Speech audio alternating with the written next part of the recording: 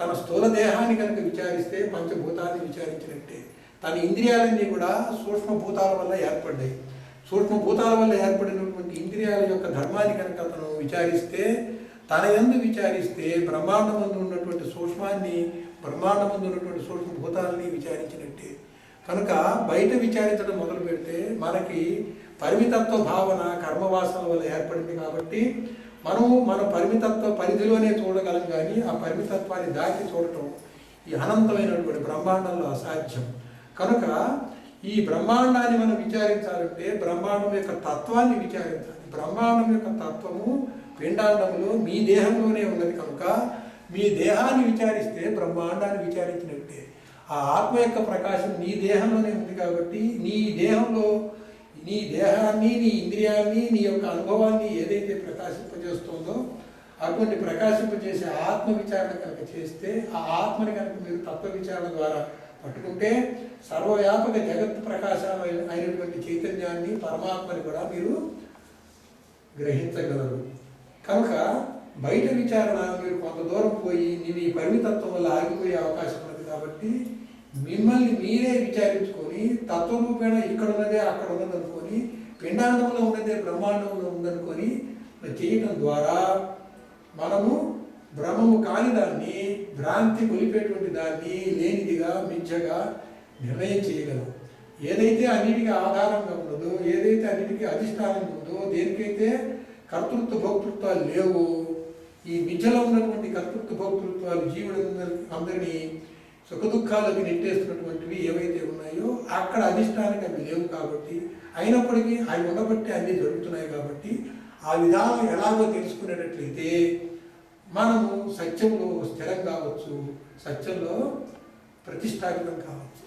అటువంటి సత్యంలో ప్రతిష్టాపితం అంటే మనకి ఏదైతే బంధంగా ఉందో, ఏదైతే పట్టుకుందో, ఏదైతే పరిమితత్వం చేసిందో అటువంటి జగత్ పదార్థాలు నీ పిండాండమందు విచారణ చేయాలి. అవి ఎక్కడి నుంచి వచ్చినాయి, ఎలా వచ్చినాయి, ఎలా ప్రవర్తిస్తున్నాయి అని చూడాలి.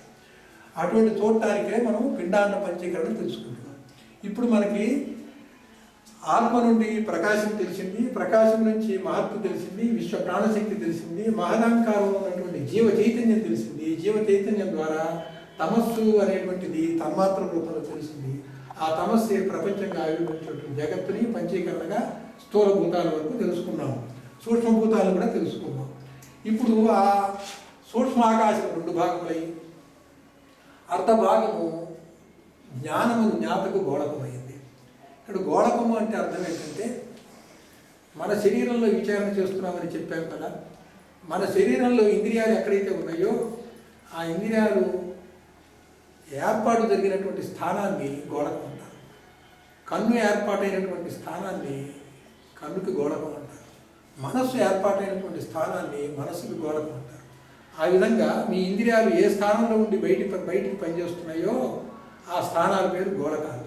కనుక ఇప్పుడు మనం విచారణ ఎక్కడ మొదలు పెట్టాలంటే ఇంద్రియాలు ఉండే స్థానాల్ని గోళకాలనే పేరుతో అవి ఎట్లా వచ్చాయో చూడాలి. రెండో దశలో ఇంద్రియాలు ఎట్లా ఏర్పడ్డాయో చూడాలి. మూడో దశలో ఆ ఇంద్రియాలు ఆ స్థానానికి ఆశ్రయించినటువంటి స్థూల రూపాన్ని చూడాలి. స్థూలము, సూక్ష్మము, గోళకము మూడు కలిసి నాలుగో దశలో వాటి వ్యవహారము స్తబకము అనేది ఎట్లా జరుగుతుందో చూడాలి. ఐదో స్టేజ్లో ఈ స్తబకం, ఈ జరిగేటువంటి వ్యవహారానికి కర్తృత్వం ఎవరితో చూడాలి. కర్తృత్వం వాటికి లేదన్నప్పుడు, జ్ఞాతకు కూడా లేనప్పుడు దాన్ని ఎట్లా లయం చేసుకోవాలో చూడాలి. ఇది పిండాండ పంచీకరణలో 5 దశలు. ఒక దశ స్థూల దేహం నిర్మాణం, రెండో దశ అదే స్థూల దేహంలో ఇంద్రియాలు ఎక్కడైతే ఉన్నాయో ఆ స్థానాలను పేర్కొనేటువంటి గోళకం, మూడో దశలో ఆ స్థానాల్లో ఉన్నటువంటి ఇంద్రియం ఎలా ఏర్పడిందో అది, నాలుగో దశలో ఆ ఏర్పడిన ఇంద్రియం ఎట్లా పనిచేస్తుందో, పనిచేసే ఇంద్రియాన్ని ఆధ్యాత్మికం అంటాము, పనిని ఆది భౌతికం అంటాం. కనుక ఆధ్యాత్మికాన్ని, ఆది భౌతికాన్ని తెలుసుకోవాలి అంటే వాటి నిర్మాణాన్ని తెలుసుకోవాలి. నిర్మాణం అయ్యే ముందు దాని వ్యవహారాన్ని తెలుసుకోవాలి. వ్యవహారానికి ఆధారమైనటువంటి సూక్ష్మాన్ని, సూక్ష్మం ఎక్కడ ఉంటుందో ఆ స్థూలాన్ని, దాని పనిచేసేటువంటి ఆది భౌతిక చర్యకి ఒక కేంద్రంగా ఉండే పనిచేసేటువంటి గోళకాన్ని తెలుసుకోవాలి. ఇప్పుడు గోళకాల ఏర్పాటు విషయం చెబుదాం. ఇప్పుడు సూక్ష్మాకాశం 2 భాగములయ్యి అర్ధభాగము జ్ఞానమని జ్ఞాతకు గోళకమైంది. జ్ఞాత అంటే ఏంటి? సర్వము గుర్తెరిగేది. గుర్తెరిగే ఎరుకయే జ్ఞానం, గుర్తెరిగే చైతన్యమే జ్ఞానం. అటువంటి చైతన్యము మనసులోకి, బుద్ధిలోకి, పంచ ప్రాణాల్లోకి, పంచ జ్ఞానేంద్రియాలకి, పంచ కర్మేంద్రియాలకి వ్యాపించి ఇవి జడమైనప్పటికీ వీటిలో ఆ చైతన్యం రాబట్టి ఆ చైతన్యంతో ఇవి చేతనత్వం పొంది ఇవి వ్యవహారం చేయగలుగుతున్నాయి. ఆ వ్యవహారం చేసే విధానానికి మనం మొత్తం వివరంగా తెలుసుకుంటున్నాం.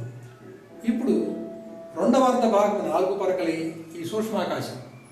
ఒక పరక వాయువుతో కూడి మనస్సుకు గోళకమైంది, రెండవ పరక అగ్నితో కూడి బుద్ధికి గోళకమైంది, మూడవ పరక జలముతో కూడి చిత్తమునకు గోళకమైంది, నాలుగవ పరక పృథ్వీతో కూడి అహంకారమునకు గోళకమైంది. ఇదే విధంగా వాయువు, సూక్ష్మవాయువు 2 భాగములై ఒక పరక సూక్ష్మాకాశంతో కూడి సమాన వాయువునకు గోళకము, రెండవ పరక సూక్ష్మ అగ్నితో కూడి ఉదాన వాయువుకు గోళకము, మూడవ పరక సూక్ష్మ జలముతో కూడి ప్రాణవాయువుకు గోళకము, నాలుగవ పరక సూక్ష్మ పృథ్వీతో కూడి అపాన వాయువుకు గోళకం.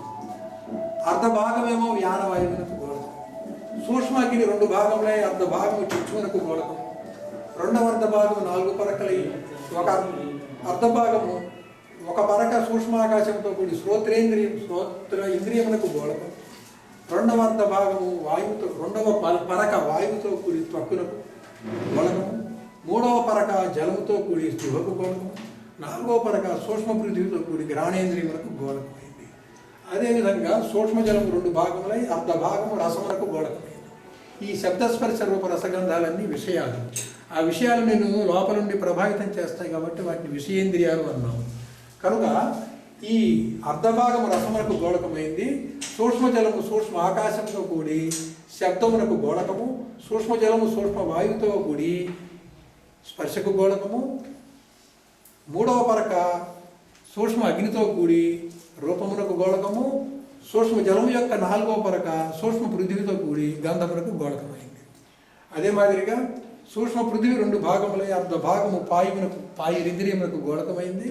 రెండవ అర్ధ భాగము 4 పరకలై ఒక పరక సూక్ష్మ ఆకాశంతో కూడి వాగింద్రియములకు గోళకము, రెండవ పరక సూక్ష్మ వాయువుతో కూడి పాణీంద్రియములకు గోళకము, మూడవ పరక అగ్ని సూక్ష్మభూతముతో కూడి పాదేంద్రియములకు గోళకము, మూడవ పరక సూక్ష్మ జలముతో కూడి గుహేంద్రియములకు గోళకమైంది.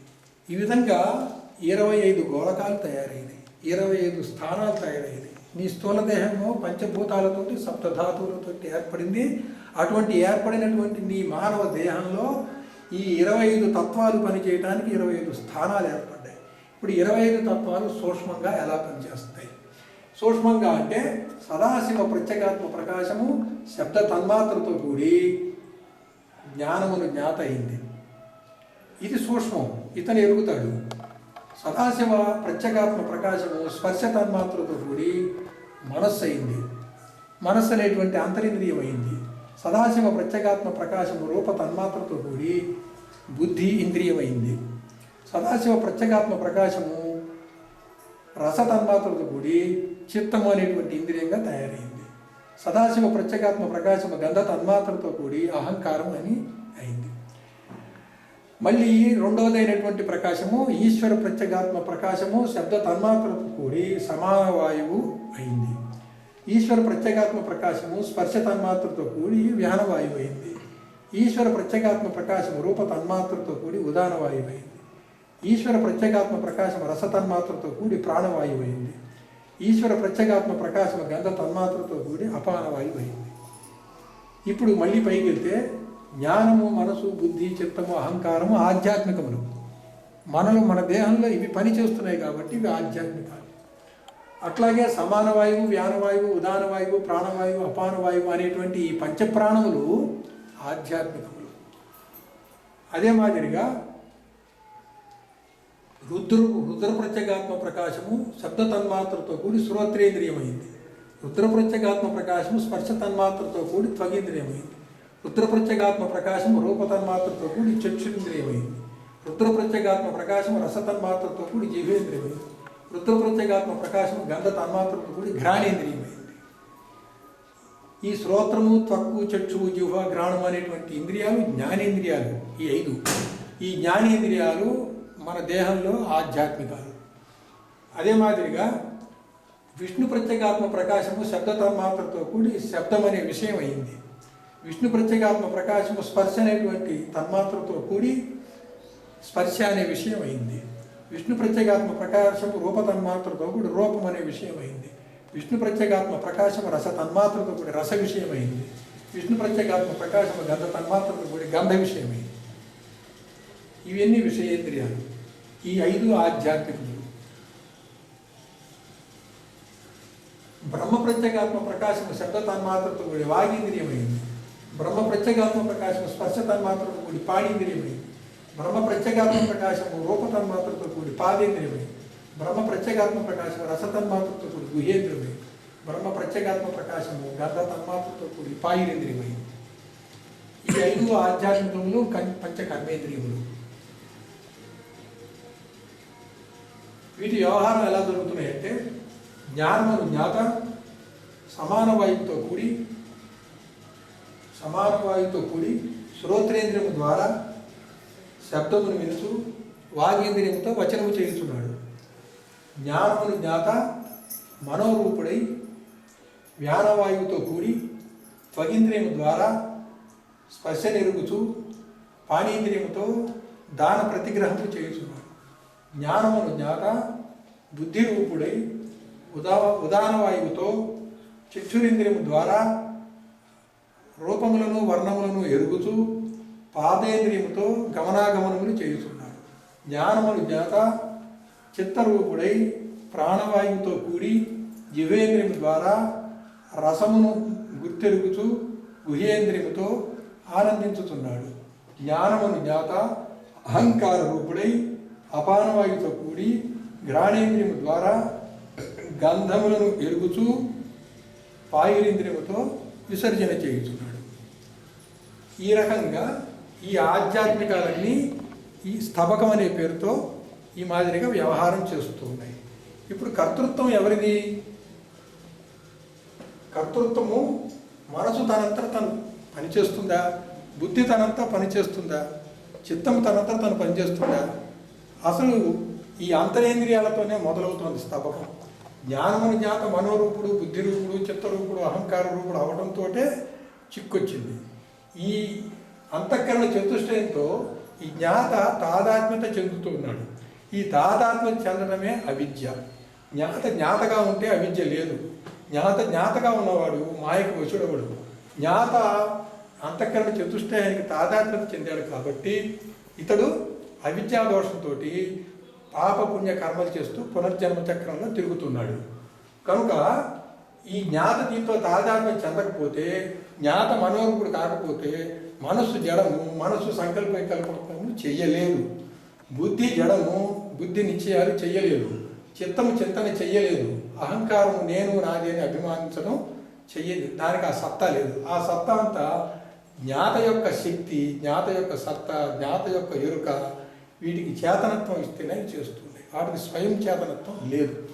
అటువంటప్పుడు ఇవన్నీ జడమైనటువంటి వ్యవహారం చేస్తున్నాయని ఇక్కడ ఆధ్యాత్మికం అని ఏ పేరైతే అన్నిటికీ పెట్టామో అవి నిజానికి ఆధ్యాత్మికం కాదు. అయినప్పటికీ కన్ను పనిచేస్తుందా అంటే, మనసు పనిచేస్తుందా అంటే, బుద్ధి పనిచేస్తుందా అంటే, ఈ పని చేసేటువంటి పని ఏమో ఆది భౌతికము. ఆ పనికి ఒక ప్రేరణ వస్తేనే పనిచేస్తున్నాయి. ఆ ప్రేరణ ఎవరు అంటే, జ్ఞాత ఎరగటం అనేది గురుమూర్తి ప్రేరణతో ఎరుగుతున్నాడు. అప్పుడు జ్ఞాతకి గురుమూర్తి ఆదిదైవం, మనస్సుకి చంద్రుడు ఆదిదైవం. ఈ విధంగా అధిష్టాన దేవతలు ఆదిదైవంగా ఉండి మనలో ఉన్న ఆధ్యాత్మికమైనటువంటి జ్ఞాతతో కూడినటువంటి మిగతా 24 తత్వాల్లో ఉన్న ఇంద్రియాలని పని చేయిస్తున్నాయి, ప్రేరేపిస్తున్నాయి. అటువంటి ప్రేరేపణ వీటి వల్ల జరుగుతున్నాయి. ఉదాహరణకి మనస్సు చంద్రుడు ప్రేరణతో సంకల్ప వికల్పాలు చేస్తుంది. బుద్ధి బృహస్పతి ప్రేరణతో నిశ్చయం చేస్తుంది. చిత్తము క్షేత్రజ్ఞుడి ప్రేరణతో చింతన చేస్తుంది. అహంకారము రుద్రుడు ప్రేరణతో అభిమానిస్తున్నాడు. కనుక ఇక్కడ ఆధ్యాత్మికమైనవన్నీ మనసు, బుద్ధి, చిత్తము, అహంకారం కానే కాదు. ఈ ఆదిదైవిక ప్రేరణతో చేస్తున్నాడు కాబట్టి కర్తృత్వం ఆదిదైవికం మీద పడుతుంది. వీటి మీద లేనే లేదు. ఎవరన్నా తోసామనుకోండి, వాడు పడ్డాడు అనుకోండి, వాడంతటి వాడు ఎవడు మీద పడ్డగా, తోస్తే పడ్డాడు. అంటే వీడు పడటం అనేటువంటి చేతనం తొయ్యటం అనేటువంటి ద్వారా వచ్చింది. తొయ్యటం అనేటువంటిది స్వయం చైతన్యము. తోసిన తర్వాత కింద పడిపోవడం అనేది తెచ్చిపెట్టుకున్న చైతన్యం. కనుక తెచ్చిపెట్టుకున్న చైతన్యం బాధ్యత కాదు. ఎవడైతే నెట్టి నీ మీద పడేశాడో వాడిది బాధ్యత ఉంటుంది. కనుక ప్రేరేపణ చేసినటువంటి ఆదిదైవికం ఏదైతే ఉన్నదో దానికే బాధ్యత ఉంటుంది, దానికే కర్తృత్వం ఉంటుంది.